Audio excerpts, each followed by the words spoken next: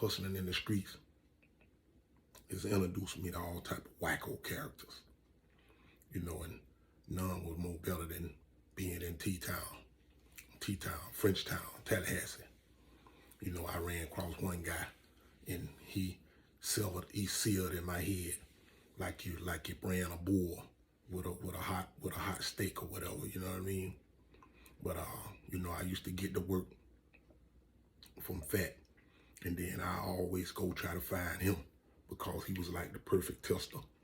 And you know, I would come up and see my favorite, the crybaby smoker, and I would give it to him. It'll be 3, 4 o'clock in the morning. You know, the streets were quiet. You can hear the crickets crackling.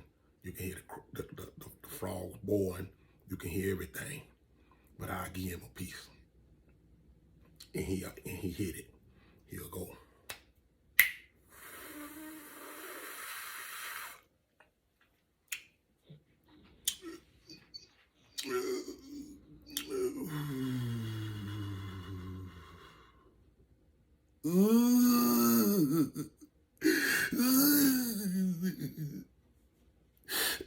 Y'all knew we record that good no woman like that.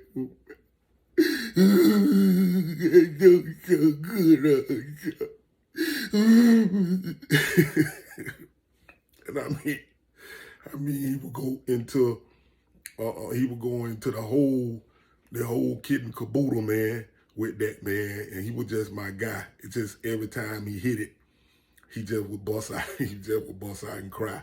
You know what I'm saying? So, you know, I try to put my, you know, theatrics to it, but, you know, he was perfect with it. But I had another guy, if I couldn't see him, I called him the pimp smoker. You know, so he always see me, hey, baby, what's happening?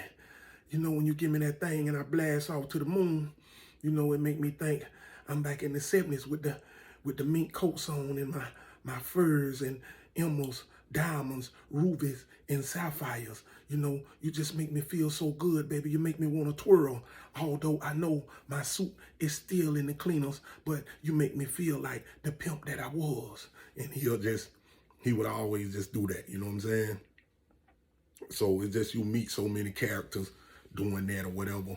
And you know, back home, I think the most brutal thing that I seen was, you know, we was hustling on the block one night, and you know, guys that would see certain type of cars come, they would send people who smoked or whatever to make the lick. And it was a guy, I won't call his name, rest in peace. You know, I looked up to him even though he was on them drugs or whatever, but they gave him the thing and he went up to this truck. It was like a dually truck. He went up to this truck and got up on the ledge of the truck to stick his hand into the actual window, and the guy took him for a ride. And the guy that didn't just take him down the block, heading toward out the lead from up where we was at hustling, he started swinging the truck. He started swinging it, and when he swung it, it threw him off, and the front tire ran him over. And I knew things were brutal, and I get on here all the time, and I ask for forgiveness for my atrocities to mankind because we hustled down there. It was funny. But when we got to where he was at on the ground and seeing his leg, how it was broken, he demanded to be taken to his room. He didn't even want to go to the hospital. He was like, oh, man, let's get me to my room. And we were like, man, come on, man, let us call the police, man, call the ambulance, man, to come get you, man. And he wouldn't accept that. He wanted to just get what he earned by making that. And we took him to his room, man, and sadly to say, man, 3 days later, he laid in there and passed away. Internal bleeding, man. He lost his life behind that. You know what I mean? So, you know, things like that and people you would meet and see how you see these things. And when I was a kid, I can recall this. And as crazy as this may seem, when I was a kid, I saw this. It was a place called the White Pool Room in the hood.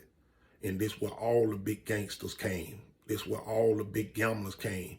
They was in there. A guy had a pit bull and he had this lady that come in, and they got the pit, made this lady, a lady that was on drugs, they made her lay on the table and spread her legs, and they put her up on the, put the dog up between her legs, and the dog humped her for a $50 piece of crack. I saw that. That's how brutal things was in shifting the epidemic from heroin to cocaine. This was the brutality of it. And it didn't stop because, like I've been telling you guys, all around, maybe like 16, 17 states, I had my eyes on that. I was willing to take chances to go see what these other regions of the game was about. And I would go home to where my mother and my father was from, in the deep side of the Delta, where I could get on a bicycle and ride to Arkansas. You understand, up in Mississippi, and it would be the same thing there. You know, dudes like they knocking on the door. Boy, I know you got it. Boy, what's going on? Boy, what's happening? Ooh. And say, yeah, I got it, man. What's going on, man? You know I'm in here with my grandma, man. I always got to take it easy. No, man, come on down, meet us down here to the car wash, man. Come on down to the car wash. They got red down there. I'm like, what's happening? He like, nah, man, you know, I'm trying to see, you know, the fur is coming up. I'm trying to see how I'm going to spend my money. You got something I could test? I say, yeah, I got something you could test. I pop it. He like, ooh, that sound good. I ain't heard that since I left Chicago. Man, y'all give me a lighter, man. Let me test it. He get it in.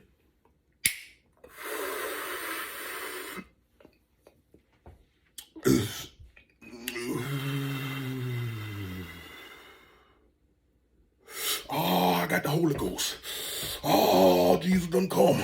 Oh, Jesus gonna get ready to come. Oh, I got the Holy Ghost. He doing the Harlem Shake. I'm like, man, calm down.